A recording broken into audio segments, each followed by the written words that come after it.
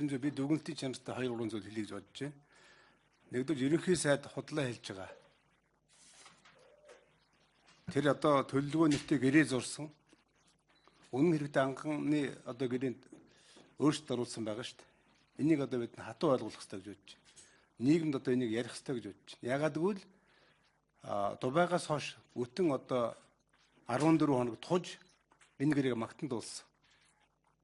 Тэгээ энэ загвар өөрөө яг баяр ерөнхий сайд байхдаа оюутлах анхны гэрээсэнтэй яг адилхан болж байгаа байхгүй. Бүх хэвлэлийг өрөөсөл мэдээлэлээр одоо хангаад олныг төрөгдүүлээд ийм хийж байгаа. Хоёрдугаарт өөрөө хууль зөрчсөн байгаа. Гуравдугаарт энэ олон одоо тэрбум доллар имийг таалзаж хаасан байгаа. Эцэст нь ухаан 6 миллиард доллар авах шаардлагагүй байхад авсан байгаа.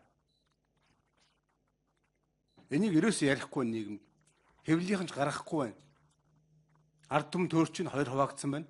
Энийг одоо хэвлэлийнхэн бодтой бидний сая ярьсан тоон дээр үнслээд цааш нь ярина байх гэж найдаж байна. Стигвэс бид нь одоо ингэж хуурцаар байгаад ерөөсөө үндэстэнд дамсан корпорациуд баг буураа манайх шиг орны яаж цөлмдгийг бид нөр дээр харлаа шүү дээ. Имэр орж явна шүү дээ. Магтанд дуулах ямар ч үндэс байхгүй. Сая уянгаа гişүн хэллээ. Ер нь бол огцорч баг хэрэг гэж. Би бас тийм талдаа байж байгаа. Бид дандаа баримтаар ирж байгаа шүү. Гэдгийг хэлмээр байна.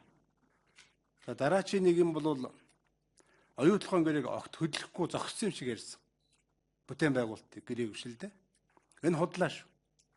Өнөө хүртэл явж байгаа. Ашигтай байж байгаа. 2 долларын ашигтай гэсэн жил борлуулалт нь тийм байхаа.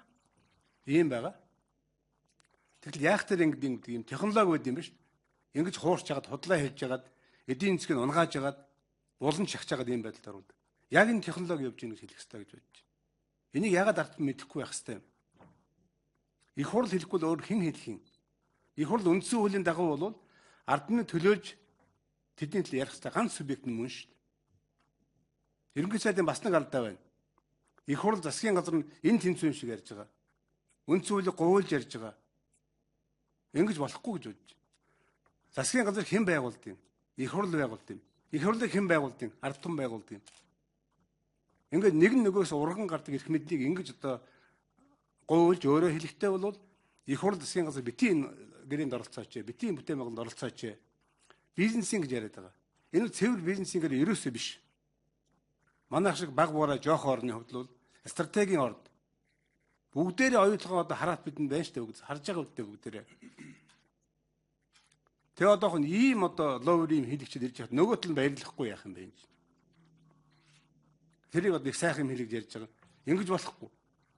Реалтыг одоо авч чадах боллоо гэж ярьж байгаа. Энэ ч ерөнхий сайдын үг шүү дээ. Монголын хуулийн дагуу авах ёстой байхгүй. Арай их юм авлаа гэж хэлэх юм дөхөд байгаа. Ингэж ард түмний толгойг өрөөсгөл мэдээд угааж яана.